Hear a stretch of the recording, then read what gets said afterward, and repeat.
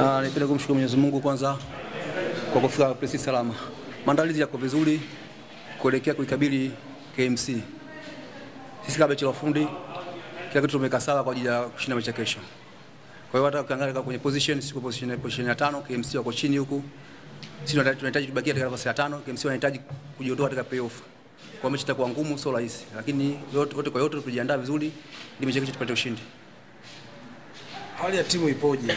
Ilinganisha kwamba michezo iliyopita hamkuwa mkifanya vizuri na mmerudi nyumbani kucheza kumalizia mchezo wenu wa mwisho. Nawaambia nini mashabiki wa soka wa mkoa wa Tabora kuelekea mchezo wa kesho? Nasema washabiki wa Tabora, wapenzi wa Tabora wasio na wasiwasi na timu yao. Timu ipo vizuri, tumejiandaa vizuri siku ya kesho kuikabili KMC. Kama nilivyokuambia, sisi tuko nafasi ya 5, KMC wako chini. Sisi hapa tunapambania point 3 ili tubaki nafasi ya 5. KMC wako chini, wanajitahidi watoke kwenye playoff. Kwa mechi itakuwa rahisi, mechi itakuwa ngumu, lakini wote kwa wote washabiki waje kwa wingi, timu yao support. Mechi la futu tumeandaa, nini tufanye mechi kesho tupate ushindi. Kwa hiyo waje kwa wingi, timu yao support. Naruhusu maswali. Swali kwa coach. La kwanza, swali la pili, swali la tatu. Coach, ndoto za kwenda kwenye nafasi ya 4 zimefikia wapi mpaka sasa? Nasema hata kuangalia katika msimamo wa ligi, hata kushinda mechi zilizobakia 3, hata kufika nafasi ambayo iko Azam au ipo Singida Big Star. Kwa hiyo tulichoamua sasa hivi ni kustiki katika nafasi ya 5. Ili tubaki nafasi ya 5, inabidi kesho tupate ushindi mechi na KMC. Kwa sasa tunaangalia akili zetu, mawazo yetu, sasa mechi la fundi tubaki nafasi ya 5. Kwa timu tumeandaa vizuri, tupambane, tupate mechi kesho tupate ushindi, tubaki na kuendelea kubaki nafasi ya 5. Basi kocha, tukushukuru kwa maneno yako mazuri na tukutakie kila laheri katika mchezo. Asante. Mungu kwa mpaka sasa tuko vizuri na tuko tayari kwa kuweza kucheza mchezo wa kesho. Swali. Tumekuwa tukishuhudia katika mkoa wa pili.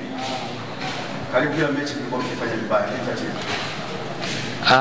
Kwa sababu tumejiandaa kucheza ligi, hatukujiandaa kwa kufanya vibaya katika hizo mechi ambazo wanasema tulikuwa tunafanya vibaya. Sababu hata huko nyuma pia tulikuwa timu hii ndio ilikuwa inashinda. Kwa hiyo ni matokeo ya mchezo wa mpira ulivyo. Kwa hiyo tulikuwa hatufanyi kama makusudi ama inakuaje, ni matokeo tu ya mpira. Kwa hiyo hilo tumekaa kama wachezaji, tumeliongea, tumeona wapi tulikuwa tunakosea, na imani kuanzia mechi ya kesho na mechi zilizobaki tutaweza kufanya vizuri. Mabadiliko ya technical bench ya mara kwa mara hayawaathiri nini kama wachezaji kimbinu katika uchezaji wa timu yenu?